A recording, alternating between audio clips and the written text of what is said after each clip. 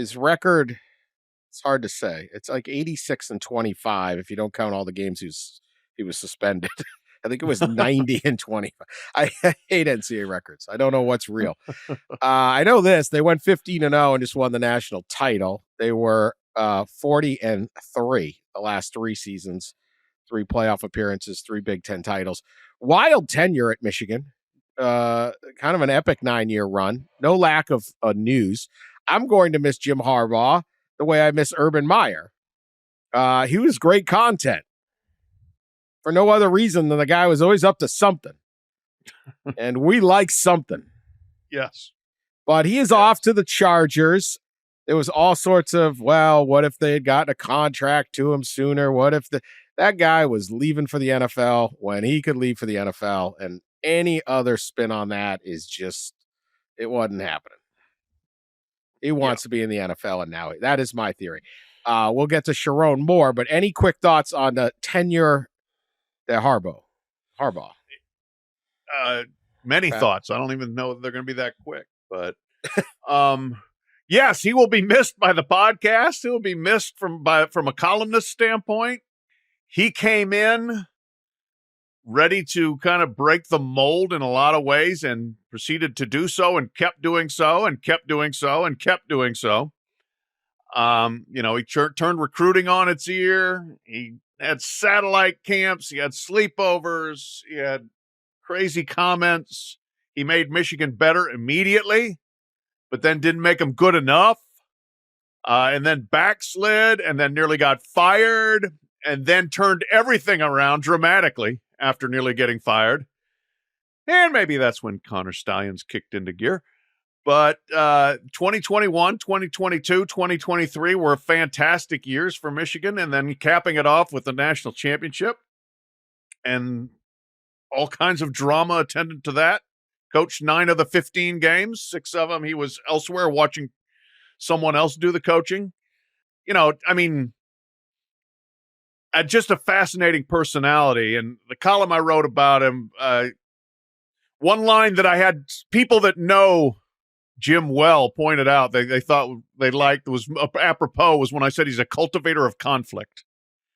That he found some fights and they helped energize him, helped kind of invigorate him. Obviously, coach third base he went after.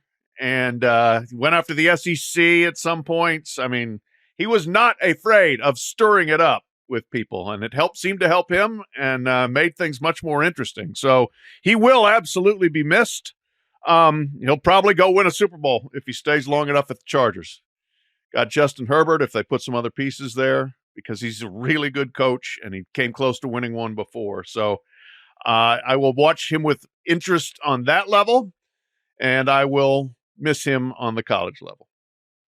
Yeah, very jealous of the NFL writers who get to cover him again because he does produce content up into the last news conference in college, right? The one where he the last several of his news conferences, including at media day of the college football playoff championship game about revenue sharing, with college athletes. So up into the very last tick, he produced really, really good content for all of us. And he's such a, in a profession, in a field of coaches that are, kind of stodgy and not necessarily real colorful and often full of cliches, right? Or just afraid to talk publicly. Jim was not that way, and or is not that way, and he was refreshing in a lot of ways. I think others would maybe, especially those in Indianapolis, might describe him as disingenuous in a lot of ways as well. It's amazing, and Pat I won't go through it all again. Pat just went through from year 1 to whatever, year 9 of his tenure. And it just ran the gamut of things he said and did, and how he was almost fired and then won a championship. It was an incredibly memorable run. It was certainly, I don't even know who to compare it to. Maybe some of Urban Meyer's tenure at Florida or something, kind of comes to mind. But as far as news making and what he said and then what his teams did or didn't do on the field. A couple of my favorite off the field stuff was the time he did the sleepover with Quinn Norland, the kicker.